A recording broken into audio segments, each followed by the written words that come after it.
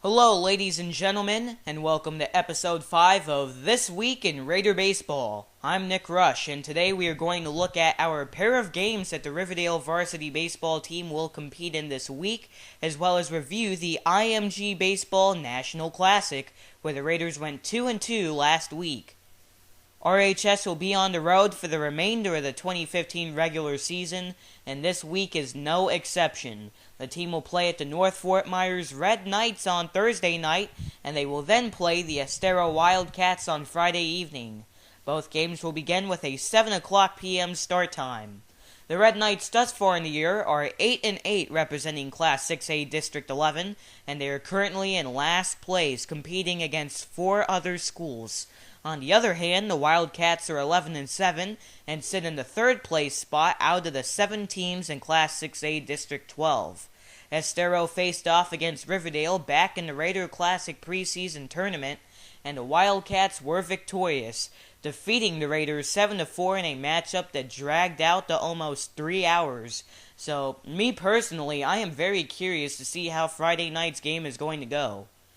The Raiders will walk into North Fort Myers with a 9-11 record after participating in 4 games in the IMG National Classic, which took place in Bradenton, Florida.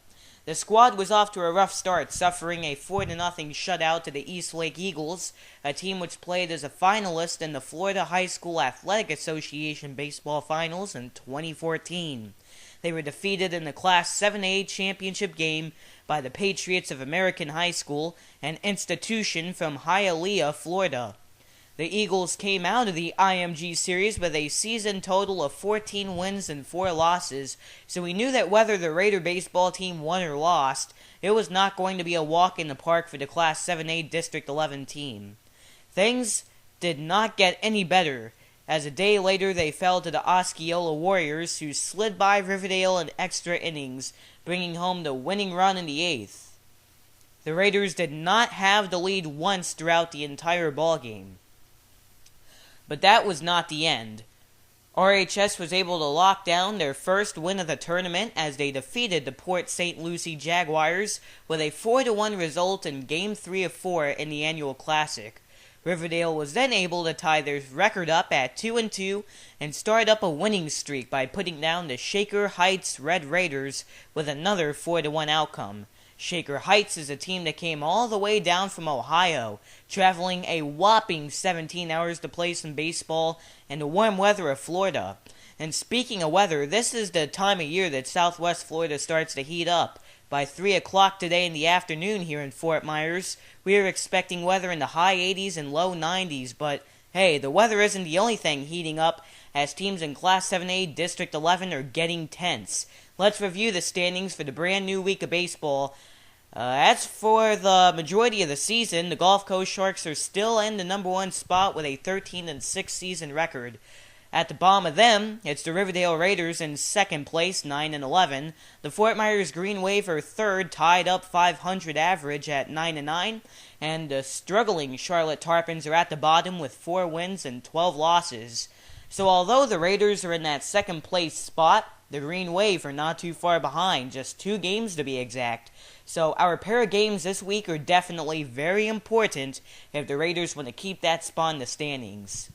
And as we head towards a close to another episode of This Week in Raider Baseball, we would just like to remind you that whether you're a fan, student, staff member, or an alumnus even, you can always follow Riverdale High School on social media.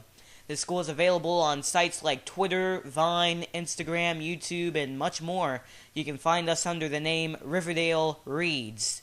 Next week is sure to be another busy series of games for the group, as it will close out the regular season at the Battle of the Border, another tournament which takes place at historic Terry Park in downtown Fort Myers.